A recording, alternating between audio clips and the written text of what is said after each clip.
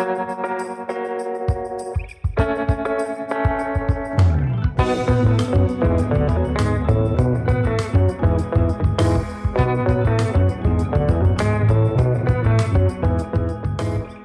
everybody, and welcome to AudiOBooks. All right, again, got it a little bit off. Yes, just a little. Yeah, you're like you go in so confident in the beginning, and then I'm like, "Where's my when's the point that I take it up?" Part of me, I usually point at her in my for spirit, the audience. I like I want to come in on the yo, like let you hit the audio, and then I'll hit the yo. Yeah, but we hit the yo together. We'll work it out. Yeah. We'll find that like sweet spot. Okay. Yeah, when I point at you. No, I don't like being told what to do. I point at you to go, yo. Yeah, I don't like being directed like that, though. Okay, so, point. I want to find it natural. Well, I mean, I want to find it natural. All right, it's a cue, you know. Yeah. Yeah. All right.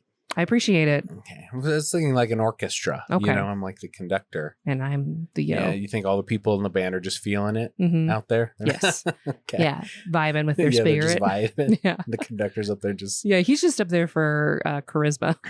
Gotcha. Mm-hmm. All right. Well, I'm JD Lopez. And I'm Mallory.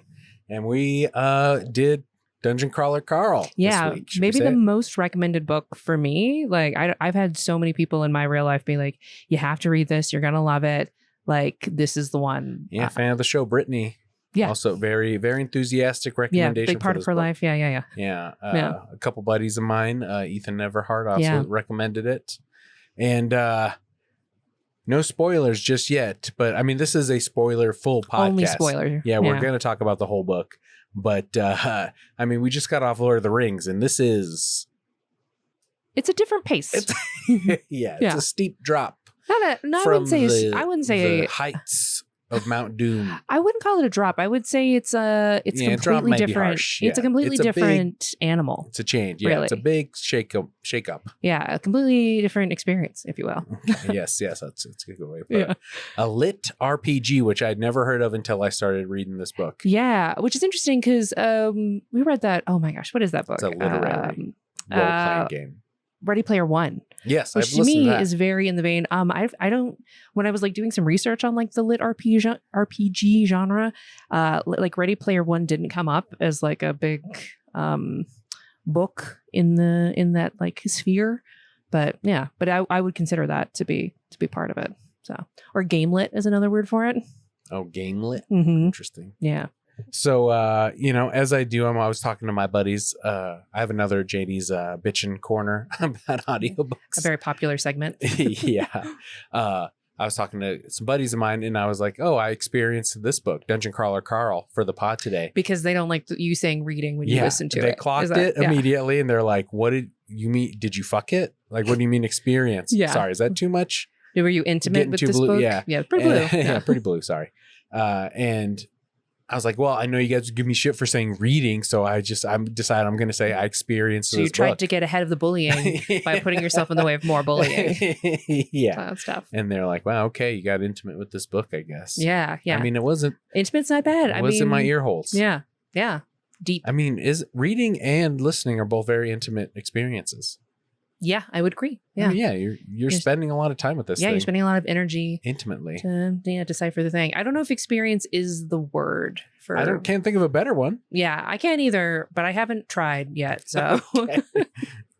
So now we got a couple of these episodes coming out.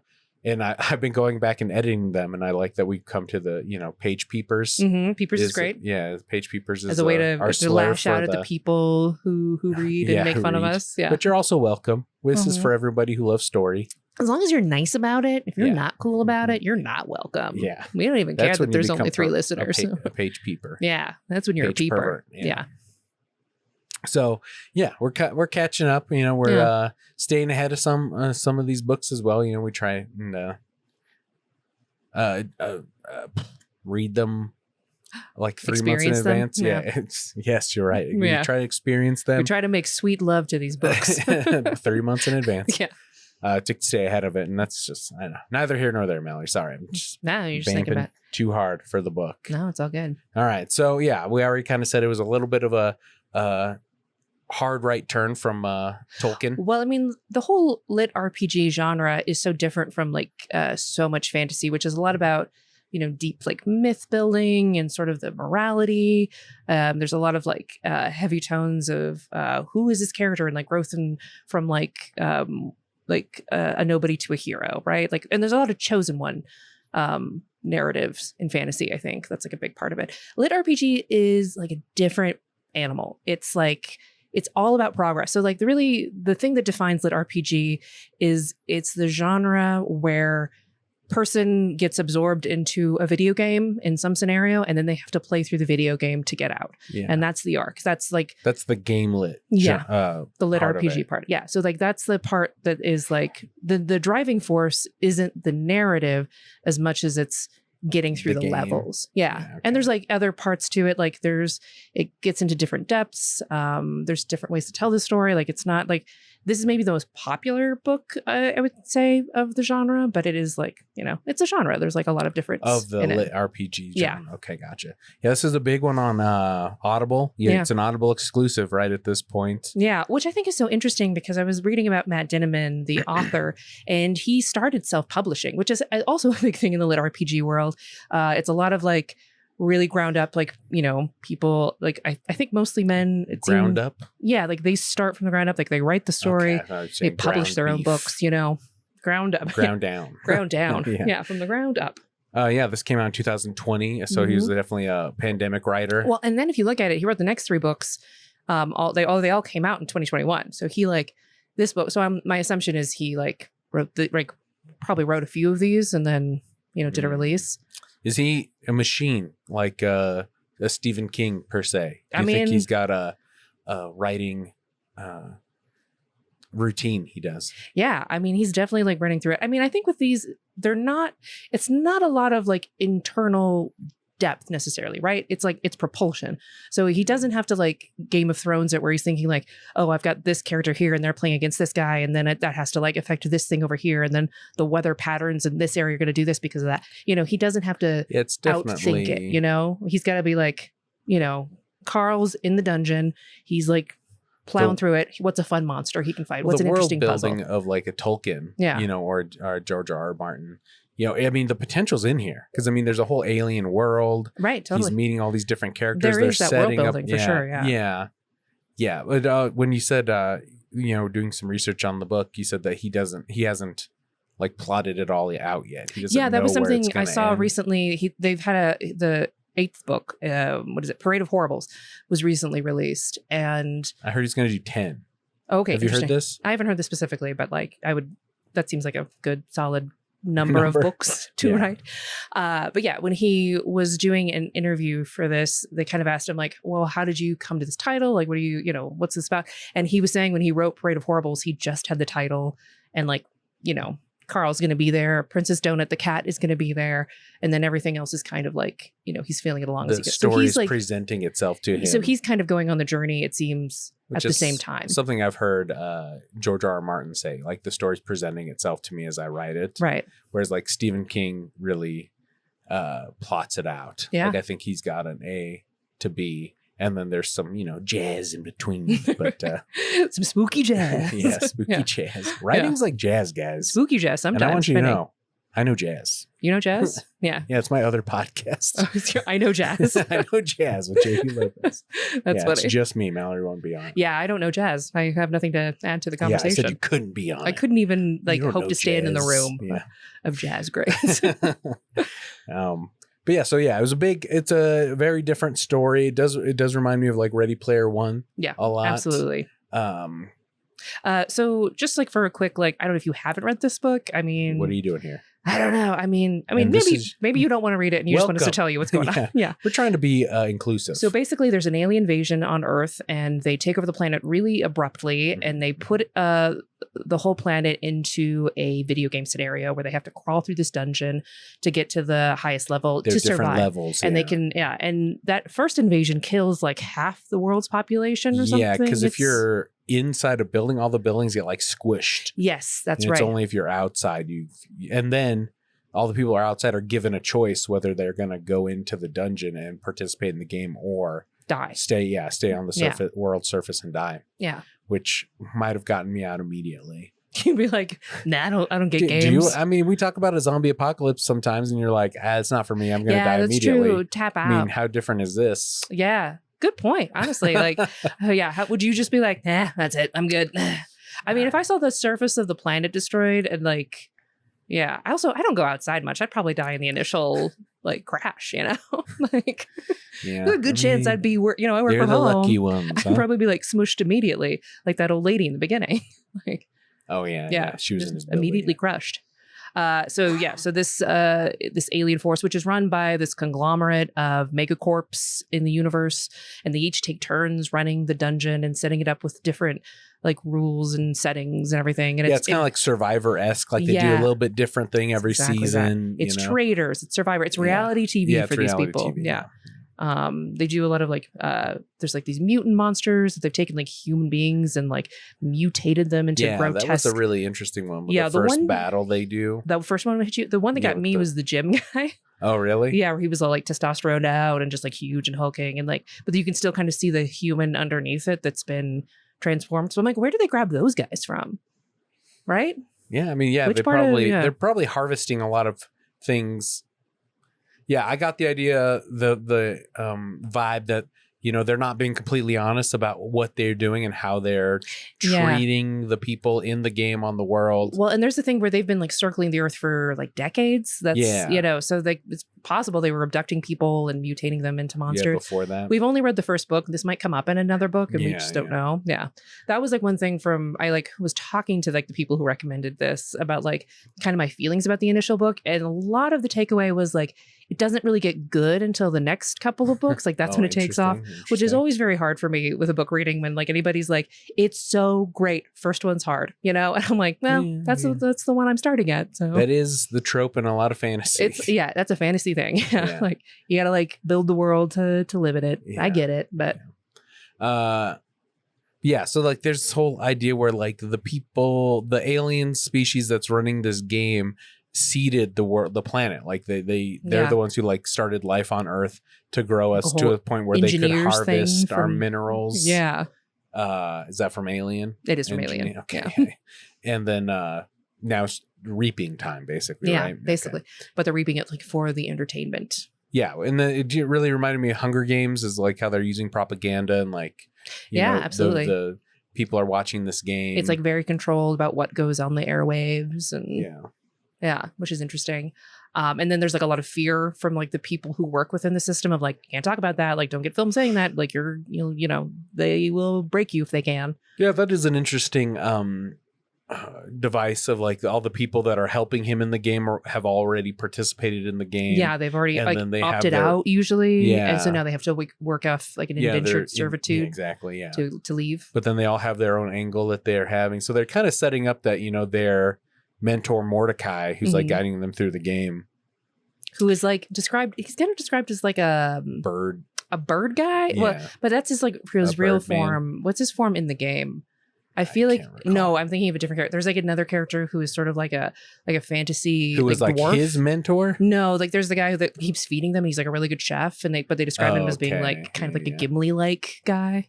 Interesting. Yeah. So a lot of characters you're introduced to. A lot of very safe rooms. I mean, there's one of the things that was tedious was the leveling up stuff. Yeah, like you got this box and you got this thing, and it's And that was interesting to me. Because I was doing some research about like what's going on right now in like the zeitgeist that LitRPG, like this is taking off so much. Like I looked up some of the statistics on this, and like this is one of the biggest sellers that Audible has right now. Like this book is like doing the numbers for them. Yeah, should we get into this? Oh yeah, sure. Sorry, I was gonna make a quick point Go for it. Just about LitRPG. What was the point I was going to make? This is a big one for Audible. This is a big one for Audible. Because I was saying why LitRPG right now? Why? What happened was, but I think it's like very interesting because we live in like a late stage capitalism hellscape, right? Where you work really hard and it doesn't really matter. Like no matter how much effort you put into a thing, you kind of stay in the same space because this is hell. But in these these books and also in these games, like there's sort of this idea of like you can grind and work really hard, and if you do that, you'll level up and get stronger, and you'll get more like accolades, and you'll get better at the thing. You know, like there's just like an idea, the reward system is more clear than like in real life. So that's or what even we're fantasy. wanting as a That's kind of as a country. This is my theory of like why this like is resonating with people of like, yeah, like you put an effort and that's rewarded with like, you know, with like abilities, community, and like also like I think the gaming culture, there's sort of this idea of like we're putting so much social energy into these things that we want that to like feed out in a different way. We want to feel like it's paying off. Yeah, exactly. We're going to get a bonus at some point. You're going to get a box. Exactly. You're going to get a box. You're going to get like a new achievement for what you did, you know? Yeah, that is interesting. There's a whole thing about, you know, like entertainment. Our entertainment is the currency. Like if these people, they get better achievement boxes or whatever, they get better loot if they are more entertaining. You're going to get benefactors if you're more entertaining. Yeah, that's interesting. So like or more sponsorships, you know? Yeah, so like the whole thing is be entertaining for us. Let us watch you die. I mean, it's to an extreme. It is very 80s movie. There's like The Running Man. Exactly. What is the other, Blades, what's the one? I said Total Recall. It kind of has those vibes. What is the one? Sorry, with Harrison Ford. Baby Harrison Ford. Oh, Blade Runner? Blade Runner. Thank you. Baby Harrison Ford. Baby Harrison Ford. He was like 30. He was like in his mid to late 30s. Yeah, just a boy. But yeah, I never saw it, but yeah, but it's like that kind of sci-fi of like you're like powering through this world and you go through like different little side quests to get to very interesting. Yeah. Yeah.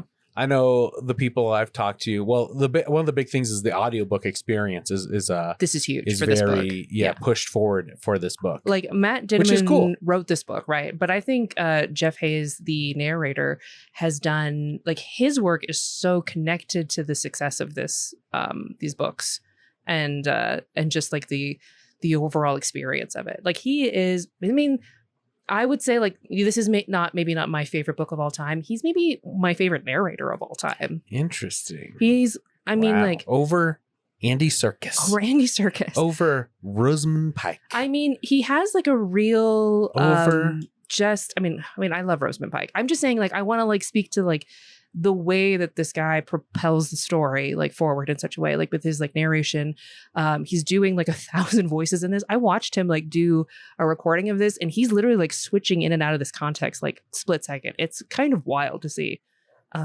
Sorry, I got so excited. Yeah, drinking a beer. Yeah, drinking a beer. Yeah. Yeah, we're hanging out. Got hyped about Hayes. Yeah. Well, you know what I did want to talk, this is kind of a little bit of a side tangent, but I was listening to a movie podcast and they say it's a conversation podcast. I do think that this is like a conversation. Yeah, I like talking to you. Yeah, it's a conversation part of the reason I married about you. Books. Then you're magnificent. Whatever. No. My magnificent what? I was going to make a blue joke, but then I was like, wait, do I want to make a blue joke? She's talking about my penis. I made half the joke and then I was like, wait, I got shy. Oh, shucks. But yeah, so his voice reminds me of this guy. Oh yeah, from Patrick Seinfeld. Warburton, is that it? Yeah, Kronk. Yeah, he's like, hey, I'm his Carl voice is definitely that. But his like Carl's too gruff. Carl is pretty gruff. But like the narration voice like is what reminds me of Kronk. I think his donut voice is very funny. Like, we can play it a little bit. Yeah, let's get a hit of that haze. It's it's got 4.9 stars on Audible. Yeah. 56,777 ratings. That's a lot. Do you want to play this first or do you want to read some? Let's play a little bit. Excuse me for a moment until I realized I'd gotten it for taking Agatha's shopping cart. New achievement! Battlefield construction. You built a structure and deployed it in battle. And your mother thought you were wasting your life away while you spent all those hours eating Doritos and playing Minecraft. If only she could see you now. Too bad she's probably dead. Reward? You've received a silver mechanics box. A little bit. Can I get some donut? I shuddered. I eyed Donut, who was already opening her boxes. I wasn't going to tell her about this. Yeah, That's Patrick, though. This is his Carl voice. Is Patrick. Box? That almost made it worth it. Patrick Warburton? Almost. Oh, okay. Yeah, okay. I couldn't wait to guess see you're what right. was in the random loot box. A few more achievements popped up, all concerning us defeating the boss. Yeah, I mean, a few more achievements. Popped up. Yeah, you know. Would he be great in the live action of this? Warburton? Yeah. A little old. Okay. We're going to cast it in a little bit. So this is, okay, we're going to towards cast the end, it. I think. Yeah, towards the end, we'll talk about, because they are making a show. Yeah. Amazon, or no, Seth Universal. MacFarlane, Peacock. Peacock bought it, yeah. Seth MacFarlane's going to do it. Seth MacFarlane does Family Guy, so they do an animated version. That's exactly what we're saying. Is like, it's like the humor in this book is kind of off-putting to me. It's not exactly what I like in a book, and it's very Family Guy comedy to me. Which that's what I was like. It's Family Guy, for you, yeah. So it makes, and then you point out, yeah. It's got. I don't know. Did you ever watch The Orville, which was like Seth MacFarlane's? Yeah, but I know of it. Yeah, I enjoyed it. It's got a lot of that. When did you watch The Orville? I watched it without you because you weren't that into it. Yeah, I haven't watched all of it. I watched I think the first 2 seasons. Well, thank you. So. That makes me feel better. Yeah. You're welcome. No, yeah, but it has that it does have that MacFarlane, taste, flavor. Yeah, jokes per minute, but in that style too. Yeah, it's a certain. I think they're aesthetic. There's a quality of the jokes that also I think I talked to some people and what appealed to them was that the humor was transgressive. Is kind of how they felt about it. Transgressive. Yeah, that it felt like it's pushing back. It's anything is up for grabs and it can be a joke. They're zinging off of genocide, things like that. Old people dying. Interesting. Yeah, just anything is up for grabs. He'll make a bet about it. That's very interesting. Which is very MacFarlane to me. Yes. Yes. I just didn't associate it with pushing any boundaries. Yeah, or just the kind of comedy I like, is maybe more personal story driven. I guess that's the kind of comedy I'm driven. My favorite comedy writer is David Sedaris, which is a very different tone. Yeah. Right? Yeah. That's Yeah. If anyone doesn't know, I do stand up. Admittedly, I'm a humorless shrew, so it's that's not true. I mean, who knows what? But yeah, you were saying you're a comedian. Thank so you're you. Professionally joke guy. Well, I was thinking about it. It's because I was saying I like personal stories. Mm-hmm. That's kind of comic I am. I guess I'm not set up joke punchline. Joke. I'm not like Rodney Dangerfield, just set up punchline. Yeah, right. Anthony Jeselnik trying to get them all in as many per minute. Yeah, I'm trying to tell a story. Yeah. More all those great comics, Yeah. Mike Birbiglia is a big one for that. Yeah, it's exactly the person I was trying to think of their name. I was like, what the fuck is that guy's name? Should we try and listen for a donut, or do you think like it? Yeah, let's try to hit a little donut. Let's get a little donut. Killing a burrow boss. Killing a burrow boss with a mixed flies as an achievement. No club for a free. Might want to keep. In other words, a pop rock, put a dent in it. Throw it into the air, revealing multiple. Will keep your feet look nice. Story. I had no hours eating Doritos and playing mouse. We headed that tackle just yet. Let's go get these things already. It's taking much too long. Donut said, hopping up and down, with her collar charm and. Yeah, it's very. Yeah. Donut has some great lines in this. Donut's funny. Yeah, it reminds me of who's the Mary Poppins. Oh, yeah, Julie original, Andrews. yeah. She's got a bit of that, yeah. Listen here, you. I'm just going to say. Yeah. Yeah. Perfect. Yeah. But Jeff Hayes does that great. I'm surprised you're more. It's a silly lady voice, but it is a cat, so I can separate it. Yeah, okay, yeah. It's funny because human lady voices are better. Not better, but realistic. Sorry. I just listen. I watch videos of Andy Serkis doing The Lord of the Rings, and I know I'm sorry I keep bringing it up. Yeah, but Serkis, his was amazing. His was amazing. He was doing the same thing. Yeah, I think it's great. This guy. I mean, I'm not trying to take away from anybody else. I feel like you're just so taken with this. Jeff Hayes. I do think it's belittling interesting. The work of Serkis. Yeah, I'm definitely not trying to do that. But this work was such a big push for Jeff Hayes that he started his own audiobook company from it. So you can actually get these if you really hate Audible, like Amazon, because, you want to push back against the big corporation, he has his own company where he records this and you can buy it from them. I'm trying to, it's Sound. Oh, can you look that up for me, please? Yeah, I looked up Jeff Hayes. Something Soundbooth Theater. So yeah, so he's but that's very cool that he's he started off as a narrator for this and it turned into a company for him. That's exciting. No, yeah, it's great. It's crazy that everything I've heard about Audible and how they have such a stranglehold on the audiobook industry. Mm-hmm. It's so interesting that they're letting this book have so much. Can you try to buy it? Because maybe what his business is actually is gathering audiobook people. See if you can buy it here or if it takes you to Amazon. I'm just curious. Just try to grab one. Any of these? Yeah, it doesn't matter. You're not gonna actually buy it. Just see if it takes you to. I wanted to try and find Carl because I think that would be the one. I don't really mind. I just want to see if you're gonna get to a checkout page from here. Yeah, pick a Carl. There's a Carl. Season 3, episode 2. Buy on Soundbooth. There you go. So you can buy direct from here. I wasn't sure if the business model was like, let's collect a bunch of narrators and then just like operate for them, or is it like actually buy it? So it's like Apple, because it's saying Soundbooth is a new kind of audiobook app built for creators, designed for listeners. No subscriptions, no credit schemes. We just buy what you want. You just buy what you want. I mean, that's like Apple Books. Yeah. Do you feel like there's the credit scheme? I don't feel like I've you got kind of like the credit rate I system, love the right? credit, yeah, because I get 2 credits like, from I get a Audible. free ebook. I've been getting that that you credit paid for years. Yeah. Yeah. Well, yeah, but then I buy a $40 book with a $12 credit. You know, so I mean, I feel like I'm getting a good deal. Yeah. Yeah. I mean, but anyway. No, I mean, not today. I think this is like I'm super for anybody who's. But yeah, you know. So yeah, the author Matt Dinniman self-published, got this guy Jeff Hayes. The book blew up, so they have a little bit more wiggle room with Audible. Yeah, must be.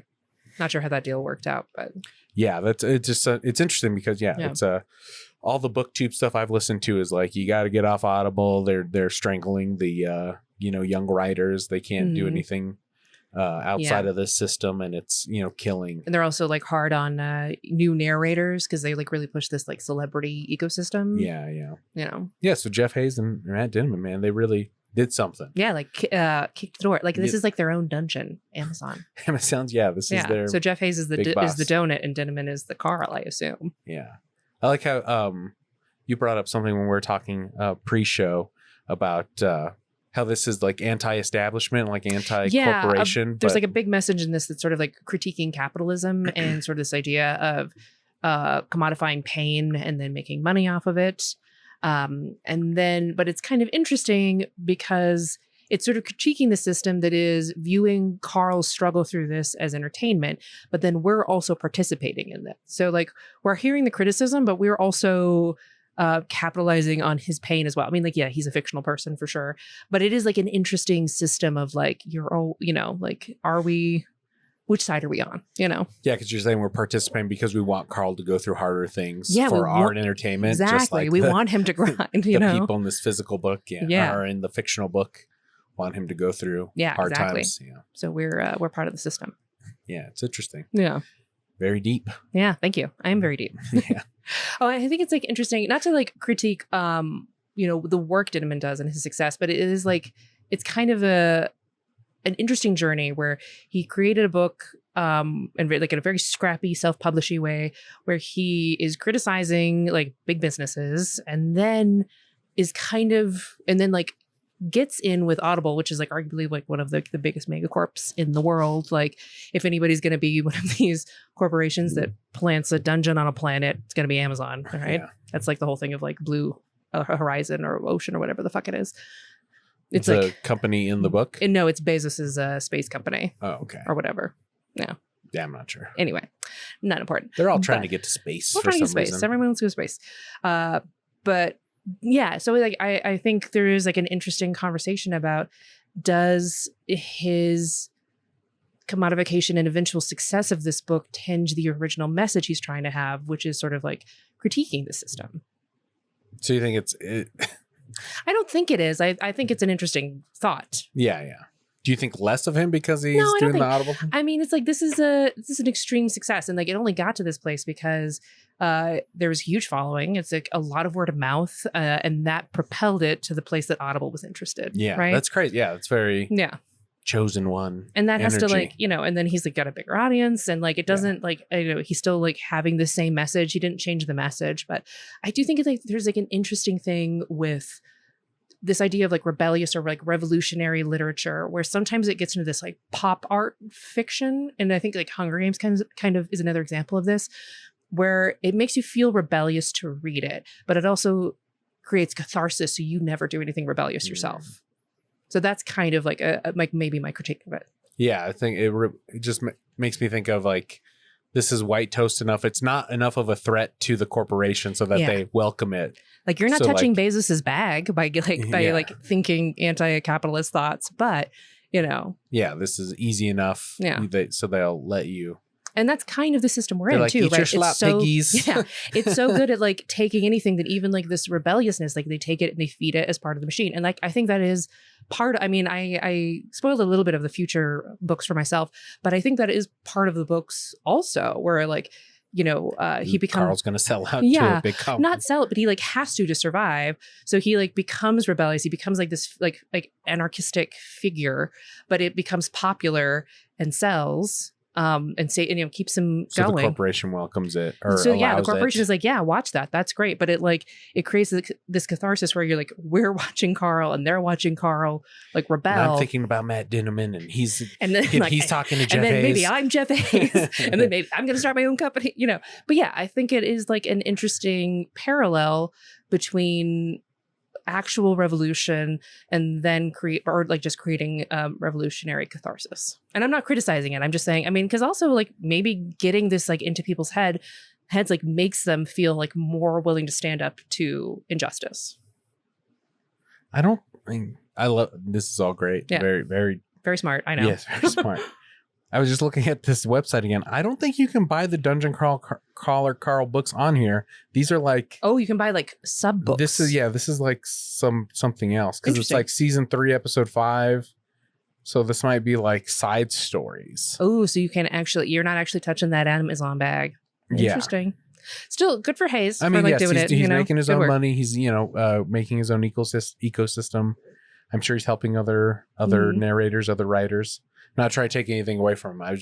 I'm curious. I couldn't believe that Amazon. That was the thing that I was like, I don't know. That's why I was like, maybe this is just a group of narrators together, like kind of forming a little union for themselves. Yeah. So should we read some bad reviews or good reviews? Sure.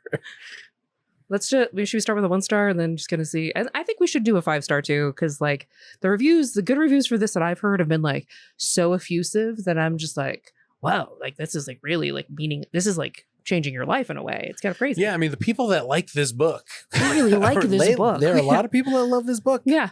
That's why I was like, okay, how I don't want to talk. I don't think bad of the book. It's just didn't hit you like Tolkien. Yes. Yeah. And I probably if we didn't have other books to listen to for this podcast, would have just finished the series eventually. Yeah. And I still might, but there are other things that are like on your list. First in line. Yeah. For I would say, because I've had people ask me, like, friends who like recommend this, like if, how I felt about it.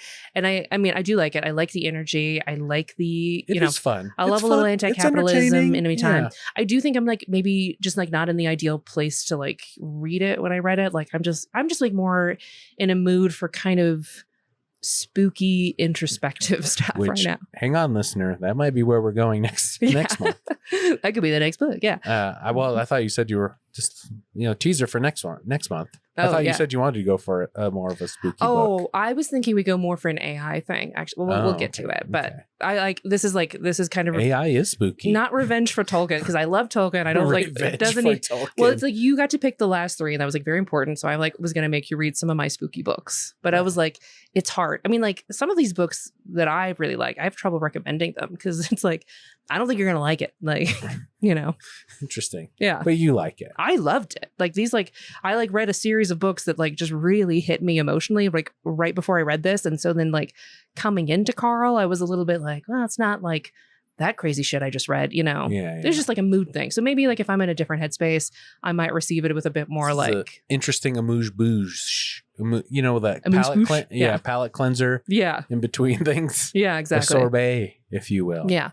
But sniffing coffee grounds in between perfume. Yeah. Do you ever do that at the mall? Yes, I've done that at the mall.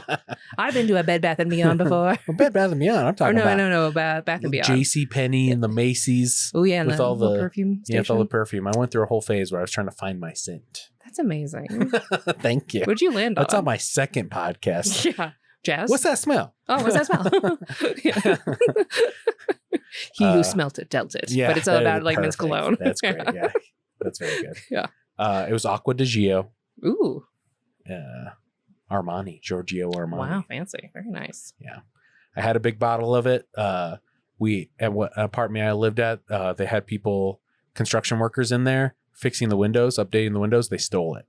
I spent like $75 on a big ass bottle. I've never bought a new one after that. Yeah, you shouldn't. Like I was just like, that's the universe telling me I guess I can't smell it. Can't have that, yeah. It's too powerful. Yeah, this is too strong. Who knows what you could do with it? All right, okay. You want to read one of these 1 stars? Yeah, let's do it. A Chapter of Loot Boxes This is by from Daniel. Yeah. Gave up after an entire chapter of the protagonist nearly exclusively saying, "Holy crap," as he opened like 100 loot boxes. I think the entire lit RPG genre just isn't for me. So fair. 5 for performance, though, 1 for story. Yeah, there you go. There you go. Okay, 1 for performance. Here, try this. Okay. This book is basically a video game where they update you on your stats. It's not a book. It's an audio video game. It's dumb. An audio video game is pretty, I mean, that's a good description. This is like kind of a critique I had. Well, not a critique. It was like I had a lot of people recommend this book because they're like, I think you're going to love it. Like, I think this is like a real convergence of the things you like, which is like gaming and D&D. You do and like all these things. I do like all these things. But the thing about these games is that they take math so you can do really cool things. And then they put math so you can say like, I can fail at this. If I'm bad, if the math goes wrong for me, math. Okay. yeah, right. If I'm not leveled up enough, if I don't have the right like stats to do this thing, it's going to fail. Right. And that makes it interesting. Like the game, right? Yeah. And you're being active in it and all that jazz. Right. It's not just saying like I swing my sword and it works because I say it does, right? Like the chance of failure is what makes the game fun. But this is like, it's somebody else doing the math, you know? Like the math is only interesting when I'm doing it and I'm trying to do some like cool warlock wizard shit, you know? Okay. Yeah. You're a big RPG person. I've dabbled, but I've never I fell in love with it. Delved in. Yeah. But so this is like what I struggle with this math is like, I don't want to watch somebody else play this game. I want to play this game. You know? Interesting. The title for that review is "Hi, play video games, don't listen to them." Which I thought is an interesting. Honestly, yeah. I mean, that's a pretty on point. I mean, in a way, this too dark for me. Try this one, and then we'll go to some. Yeah, I heard a lot of good things about this book, so thought I'd give it a try. I really only made it 3 hours in, but lost my interest pretty quickly. Too dark for my liking, which is interesting because that was kind of an issue I felt initially where like 1 billion people from the human race die pretty quickly. And then throughout the book, they're checking in. It's like another like 1 million people died as like we're going through the levels. And it just felt like it wasn't resonating enough for Carl or for me. I'm like, this is a huge tragedy. And he's sort of like glossing it over to like move through the next thing. It's like, it's kind of the energy of the book. Yeah, I mean, I was curious about your take on Carl as a protagonist, like next to a Frodo per se, you know, like I think I'm constantly like, well, Frodo wouldn't have done that. You know, like it's the heart-wrenching, you know, like people are dying. He does talk about it, you know, he's like, oh, something inside me stirs when he sees the numbers of the population going down. Or like when he goes in to save the people from the assisted living center. He does help those people, which is nice. You know? There is like this, he doesn't like bullies, you know. Yeah, there's like these true evil characters who are like killing other crawlers. Like there are a couple of ICE agents who like get put into this and they like go around slaughtering other people. But it's like people are already dying and then you're taking this opportunity to like kill more people. That's insane, you know. So that's like true evil. I did think it was interesting how they said that their mentor person told them you have to kill other crawlers to get like that. The point of this game is to kill other humans to get out. So like that's interesting that, you know, that they were led astray, you know. So it's probably the game like trying to mix it up and they, like, I mean, there's adding chaos to it, you know, they want to add those elements to it. Yeah. But I mean, you know, well, in a Tolkien world, I mean, that's something they would have explored, you know, like this is get into it. Maybe they do later. Like, maybe they do. Why were they told this? Like Frank, Hugh, and Maggie, like what's going on with these two that they like just go for that, you know? So there is some depth and there's a lot of room for digging. The world to build. Yeah. As far as my feeling about Carl as a protagonist, I think he's very interesting because he's not like the best guy, right? He's not like a chosen Frodo where he's going to like make the most altruistic choice necessarily. He's like very prone to kind of thinking of his survival and Donut's survival first. And then if he can do a good thing, like next to that, he will. Which I think is kind of, and he's like an everyman, right? He's not like a chosen one. He's not going to like grow into this hero. They kind of made him a sad sack at the beginning. He's a bit of a sad girlfriend sack. cheating on him all the time. And then he shows up in his boxers. So he's like kind of always like. But he likes the cat. That save the cat moment is like. It's save the cat all the way. In this, right. So they kind of make him like his whole like attire is just like goofing on him, you know. And then like the AI really falls in love with his bare feet, so like he like has to like have bare feet or he loses like his abilities. Yeah, that's that kind of Family Guy-esque humor. Which is also kind of an interesting thing with like RPG because there are like stats where if you are too armored, things don't work as well. So like your magic or like there's like monk classes that they can't kick as hard if they have armor.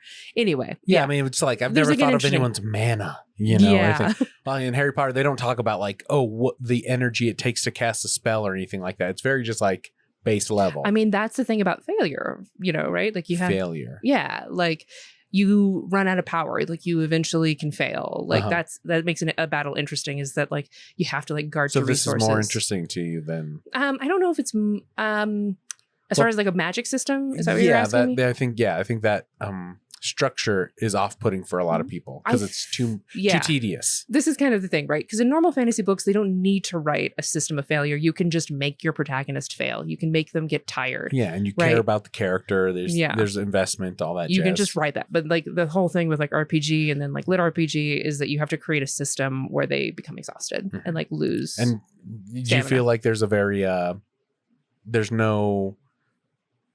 a very well thought out system? There's no like, oh, this doesn't work. I mean, I haven't delved into it enough. Do you mean like, can you pop this like the bubble of the system? Like, is it? I mean, it's consistent. It works. I mean, the author had to have thought a lot about it. Right? I think so. Yeah, I'm sure he's played a lot in these systems. Okay. So, and this is like LitRPG is pretty new. I think it's like the last decade that it's really like taken off in the United States, but it's also like a big thing in like Japanese culture. Like there's a lot of anime that kind of fall into this genre, which is called like isekai, which is like you are a person in this world and you get taken to like a game world, and it's usually this idea of like you're kind of a sad sack here, and then you like if you work really hard you're able to grow your abilities and you get a girlfriend at the end, and you get a girlfriend at the end. Yeah. So it's kind of this this idea of like this like reward system. So Interesting. So I'm saying as far as like the mechanics of it, there's like, even though this genre is kind of new, there's a lot of like history that he can like probably build from to build this, system. Yeah. Carl, I don't know. I felt he's kind of white bread. I think. He's kind of everyman. I think that's the point. I like the cat a lot. He brings a lot to him. Brings a lot of goodwill. Brings a lot of humor. Yeah, the goddamn it donuts. Yeah, you got to be able to see yourself in the main character, I guess. So making it kind of general might be helpful, I guess. Yeah, I think so. Do you think it took away? I mean, I don't know. I mean, I think that's like too harsh, I guess, on old Carl. Old Carl. No, I mean, I think it's like, it's a trick in writing, right? If you want your characters to relate to the lead, then you make them a little bland so that you can kind of insert your personality onto this character. Not a lot of female characters.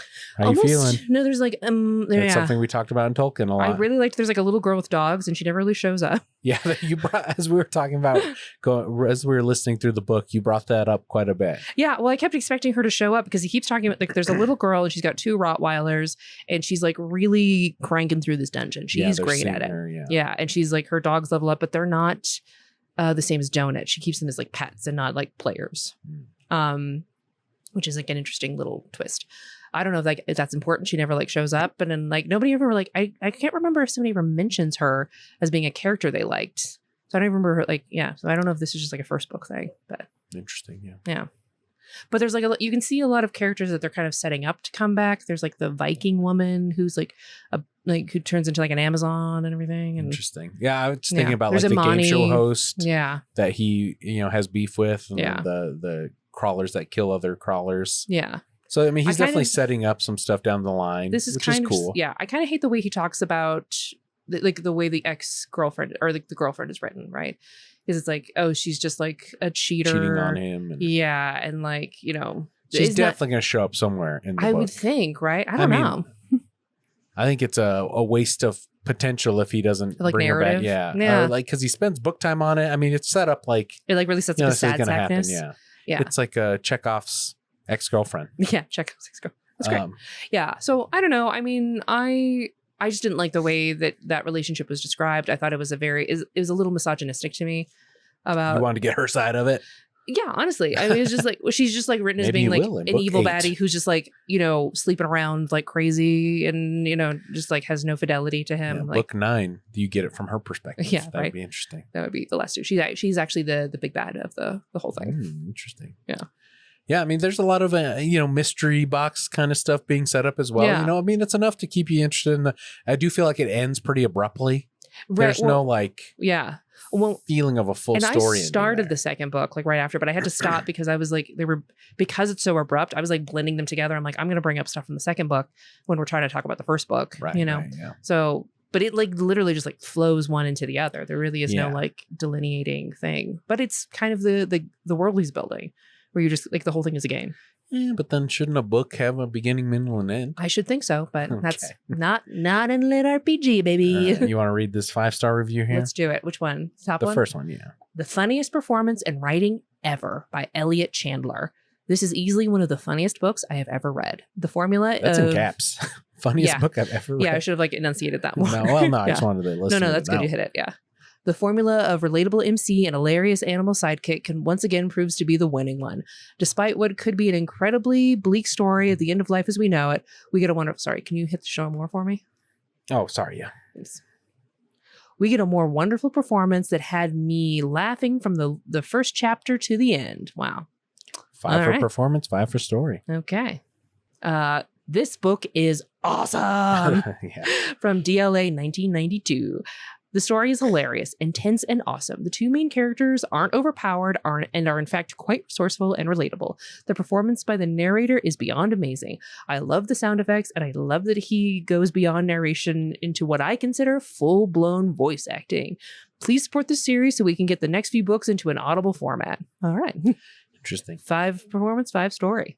Yeah, I do like that. They do some overlay, some tech stuff and some After Effects stuff on his voice for like the AI. We heard that a little bit. Yeah, that was maybe the AI was tough for me. That was maybe my least favorite bit of the whole thing. I just like didn't really like the joke achievements. Yeah. But this is also a thing in gaming that I like.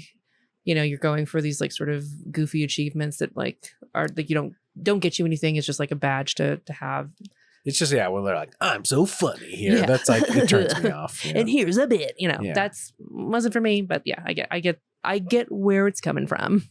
Yeah. So, but yeah, so I like that they do put, some After Effects stuff on it, that's a trend in more modern books now. So, yeah, right. Yeah. Get that Audible money, I guess, and do whatever. Yeah. So, a lot of production goes into them, I think. Yeah, exactly. But, yeah, I mean, that's we talked way more about Carl than I thought we were going to. I thought this was going to be a short episode. I mean, it's not terrible, but. So, yeah, if we're going to do since they're going to do the show anyway, we can cast a few of the characters. Mm-hmm. Voice for Donut, Amy Sedaris. Amy Sedaris from Something with Candy. Yes, Strangers with Candy. Yeah, Strangers with Candy. Interesting choice. That'd be very funny. Amy Sedaris is great. Amy Sedaris. Listen here, Donut. Yeah. Listen here, Carl. I'm sorry, I can't do Amy Sedaris. She's great. Go listen to her voice. Okay. You know Amy. Or Rachel Dratch could also be funny. Rachel Dratch is Zev, the fish lady. Okay. The fish agent. For Carl, I was thinking Kang, the Conqueror from that guy who's like very canceled for domestic abuse. There was a trial. I think he was found not as guilty. Oh, this is the take you want to put out of like. I think Jonathan Majors has potential to be good at this. Interesting. So you don't like Jonathan Majors? I don't love I don't love abuse, I guess. Yeah. I'm not supporting abuse either. Yeah. I guess I think for this, like Carl, you kind of need like a big himbo type. I like that guy from Reacher. Yeah, I was just gonna say Reacher. I've heard him get thrown around a couple. Alan Richson. Yeah, Alan Richson's great. Although he was just arrested for beating up a guy. Damn it! Well, a guy deserved it probably. Yeah, I've never heard any allegations. Yeah, he'd be good. I mean, he's so big. I guess I don't think of Carl as like a huge hulking soldier guy. Yeah, I think of it more of like an everyman. Yeah. I was thinking, if we could go in the past, Die Hard. Bruce interesting. Willis, young Bruce Willis could have been Carl. I think you'd have to go very young for Bruce Willis. because Carl's I like said 20 a something. young Bruce Willis. Okay, yeah. I think Will Sharp, actually, that's like my off the beaten path like version. Like not your, like maybe not like the most obvious, but I think he would be very good at this. I think he would really nail like the sort of like sad sackness of it. Okay, so Will Sharp was in that show Too Much by like Lena Dunham with like Megan Stelter. He was also in A Real Pain with Jesse, what's his name? Plemons? No.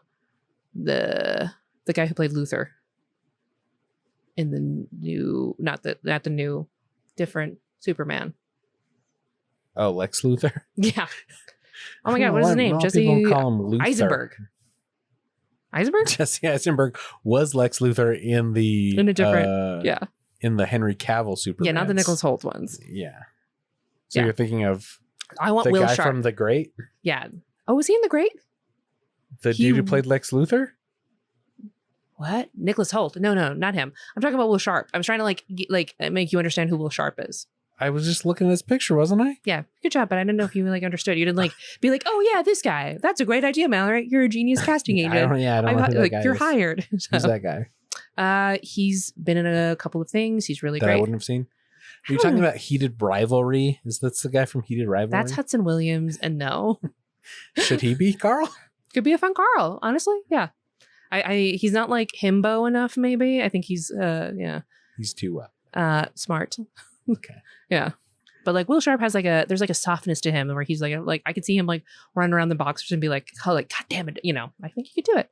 He is British. So are we outsourcing, Now I want to cast him American. Keep American actors in American movies. Interesting. So you want to put Nicholas Hoult in this? Because guess what? British. No, I didn't want to put Nicholas Hoult in. Okay. Well, you said I Nicholas want Hoult. Jonathan Majors. Yeah. Yeah. But then also, would they cast a black guy in it? Do you think? I don't know. I don't know if Seth MacFarlane has it in him to like do to take the backlash. Yeah, to do a casting like that. I think it's also tricky, right? Because they're putting this on Peacock. They're already going to be fighting with like a CGI budget. Like, I don't know if we're going to get more than like, even if they do it, like if they're going to do more than one season. Do you know what I'm saying? Or like 2 seasons. Because they just like canceled that show Ted from like McFarland because it had too much of a CGI budget. And that was one bear. Like, you imagine like trying to put a cat in there? One bear. That was one bear. Can you imagine trying to put a roided out guy in CGI and being like, yeah, I don't know. I don't know if Peacock has it in them. So we'll see. I was trying to think of what shows Peacock has because they usually do like in casting. They keep it in the network. family. Yeah. That's why Rachel Dratch, Oh yeah, because she's in SNL. Yeah, Yeah. that'd be fun. Would be a good Mordecai. Maybe Alec Baldwin. I don't know. I think he's a good like voice. Interesting choice. Yeah. Murderer, but I think that was manslaughter. Not to like litigate. Yeah, you're right. Oh man, there's like some of these celebrities have done bad shit stuff. Yeah. No, I get you. Yeah. It's a hard one. Tina Fey, Mordecai. Tina Let's Fey gender is- bend it. Yeah, Tina Fey's Actually, she'd be fun as Odette. I was thinking Tracy Morgan could be. Tracy Morgan would be very funny as Mordecai. Carl. Is Carl? That's fun, actually. God damn it, Donut. That's Donut, I'm gonna get you pregnant. No, that's too much. That's like, yeah. It's gross. So it's a cat. Yeah, 'cause it's a cat. Yeah, don't do that. Yeah. Sorry. Tracy Morgan though, but I can see him like doing a whole show running around in boxers. Like that feels very. Yeah. Oh yeah, Daniel Radcliffe, madam, maybe. Could be. Yeah. That would actually work. He Daniel likes Radcliffe. doing weird shit. You if know, we're going un-American, he's in the zeitgeist. Daniel or Radcliffe can do it. He's in the ecosystem. Emma Watson, the cat. I don't think she's acting. She's teaching. She's getting back into it. She's teaching rowing at Cambridge or something. I saw her on a podcast. And she's back in the game. She's 2 British actors. Look at two that. British actors, Like, and Ron Weasley is Mordecai. so you're We're okay just with getting the whole cast back together. you're okay with British actors taking as American long roles. as it's only Harry Potter, the OG Jesus. Harry Potters. OG Harry Potter kids. Yeah, Yeah. Interesting. sorry. That's it. Yeah. So who would you want to have a drink with from all the From all these characters. Mordecai seems chill. Also, that Gimli guy Mordecai, who's like a yeah. good chef. That seems like a fun guy. Gimli guy. Yeah. Do Do you remember this? He's like yes, he's I a really remember good chef. this, but Yeah. He's just sort of you like just keep angry. invoking the name of Gimli, and it's I mean, I don't know how else to describe the character. you He's kind of- don't know how else to He's just like kind of like a. I mean, like a. I don't remember the description of the character. Like in my mind, me it was like either. Gimli, Okay, interesting. like as a chef. Yeah. So All right. stuff. casting even in here, it's tough. It's tough work. Yeah. Donut. I probably have a drink with Donut. Donut seems mean. I don't think she'd like vibe, you know? I think Donut would like me. I don't know if I mean, I love cats. I don't know that I would want a talking cat. Like if we had to take like either of our pets into the dungeon and they get like anthropomorphized, I think I would take Pepper, the dog. Yeah, our dog Pepper. Yeah. Me too. I think Pepper. She got very like something cleric energy. I think she'd be a good healer. cool. Interesting. Yeah. Interesting. Yeah, so it's something we kind of touched on at the beginning but didn't get into. Yeah, so like the first battle he had with the Spanish lady who was like the hoarder. Oh yeah, that was very sad. And she was like talking in Spanish and like so Mhm. that was a weird one. That one was too sad for me, honestly. Yeah, I wonder how he's it was gonna too much of a bummer. Yeah, I wonder if that's what like turn people off in the book immediately. Could be, yeah. Yeah, there's all the genocide talk, and then like there's Yeah. this weird like, oh, they're morphing humans into like this weird thing. And then they're And then killing you have all to of fight these them. goblins, which like The goblin stuff is kind of fun. yeah. Well, it's interesting to hear that like everyone in the game has kind of their own agenda. Like they're all promised something else. Like the Yeah. goblins are like, oh, we get better at this. We get to go to deeper levels, which are higher levels, which makes them more dangerous. So they get to go to like the lower levels, and then Mhm. eventually they'll get to a level that nobody bothers them anymore. It was And very that's interesting. capitalism. Yeah. It promises you like more and more deeper levels, more abilities, but really just fucks you But in the it's end. really just waiting for you to die. It's waiting for you to die. It's Yeah. waiting to like capitalize on your death and like grind you you're into right. the fucking ground. You're right. You're right. Me and Dinniman get it. Yeah. Yeah, very interesting. Yeah. It takes, there's a lot to the story. You know, and when I heard he hadn't really like fleshed it out, I was like, oh God. Like Yeah. all this stuff's going to be left on the ground. I I've just mean, been burned too many by There unfinished. was a point where Tolkien hadn't fleshed all of Lord of the Rings out. Keep going blue on this. He hadn't fleshed what? Lord of the Rings. So- Okay. Yeah. There was a point where he just wrote The Tolkien Hobbit and always Lord of the fleshed, Rings was okay? How dare you? yeah, Lord of the He Rings was was just a all glimmer flesh. in his eye, you know? Yeah, I know, but I mean, I like an author that has a map, Mm. you know. You're like you want to put your trust in somebody. Yeah, I guess, like I said, Yeah. I've been hurt by too many unfinished fantasy series. Yeah. I'm like, I'm not starting another one unless it's a guarantee we're gonna get This is to gonna an be end. so good. Yeah. I Yeah. mean, or at least there's an honestly, end point. Don't leave me hanging. I feel like you can kind of Uh, trust Dinniman to finish this. He's I like, mean, yeah, you know, his track record, he's cranking them out. yeah. Unlike Pat, who's the guy who did The Name of the Wind? Patrick Rothfuss. Yeah, come on, Patrick Roth. Yeah, it's Dinniman and it's Robin Hobb, and those are the two we can trust. They like Brandon finish it. Sanderson. Brandon Cranks Sanderson also them out. is a finisher. Yeah. Not to be blue again, but Brandon Sanderson finishes Yeah, Yeah. he's finishing all over. all over the those place. nerds. Yeah. Yeah, is there anything else you hit? I think we hit it. Yeah. I mean, we have a rating system of like on the shelf life of it. Or will we put it on the bookshelf? Yeah. Yeah, I'd put it on the Yeah. bookshelf. It's a fun cover. And yeah, I'm sure I'll get around to the rest of them eventually. I don't know if we'll cover them on the pod. Do you We think? might, you know. You want to have maybe an ongoing series? Yeah, we could come in and out of this one. Not necessarily, Yeah. you know. We'll see. Do you feel? I mean, if we 3 months from now we're like, let's do Carl again. Yeah, I'd be down. Are you going to reread or re-listen to the first book? You can't make me. I'm not going to make you. I You was can't curious make on me you. re-listen No to it. one's trying to make I think you it'll listen. depend on where I feel in 3 months of like, oh, do I remember who this is? Do I need to go I back? mean, you're Yeah. not. You're not. I mean, you maybe. keep calling one of the characters Gimli right now. Yeah, like, I can't currently remember the name of the characters. Like I was trying to think of the homeless lady with the shopping cart, and I kept calling her Agnes, and it has been Agatha the whole time. Agatha, yeah. Yeah. That's an interesting. Yeah, she's gonna come back in interesting some way, thing, I yeah, assume. yeah. I like Agatha. See, women in literature. Yeah, there you go. Yeah. Crazy old lady. Yeah, Agatha. Yeah, But but she's, there's more too. she's surviving There's though. more to it, yeah. Something's going on. She's mysterious. Yeah, like the wind. Yeah, I put it on the bookshelf. Yeah. Yeah, we might dip in again. We'll see. Yeah. We'll see where this pod takes us. And so I guess we're letting you pick the next 3 books. Is what you'd like? It's my time. I Uh-huh. mean, yeah. So I mean, I like to think we do it together. I mean, nobody forced you to listen to The Lord of the Rings. Just saying. yeah. Just saying we came to it No, together as a I- mutual agreement. Yeah, it was an agreement. But like you got to pick and now I want to pick. Yeah, okay, and I want to let you pick. I want to I pick. want to let you pick. So I've been kind of noodling on like the 3. I don't know that we necessarily have to announce them right now. The next one I think we should read is by my favorite author of all time, Kazuo Ishiguro. It's like I I've don't like know how to read spell that. Kazuo. Yeah, but what's the book called? It's called Clara and the Sun. And it's a book about like AI. It's a robot who is called like an artificial friend, and she's like, you know, purchased by a young girl and like their relationship and like their journey together.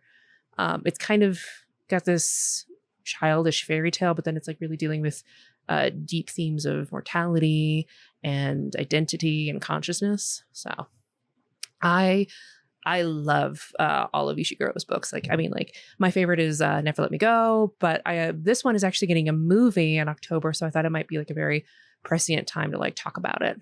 So Okay. yeah, and also the AI of it all. We're in it, you know. Best book of the year, 2021. It says here. Yeah, this book was great. I love it. Taika Waititi's directing the movie, so Oh, crazy. yeah. Jenna Ortega is the lead, so good time. I'm trying to see how long it was.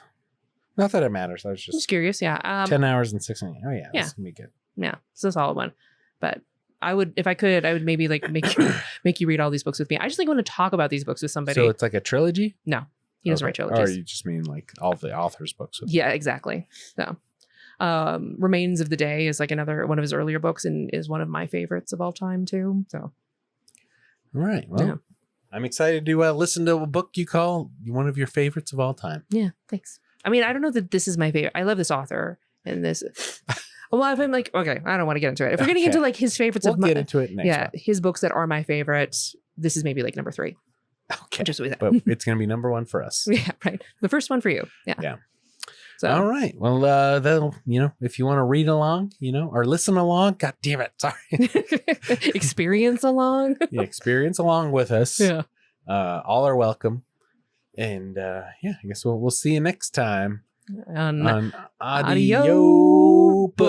And then we say adios. Adios. Adios books.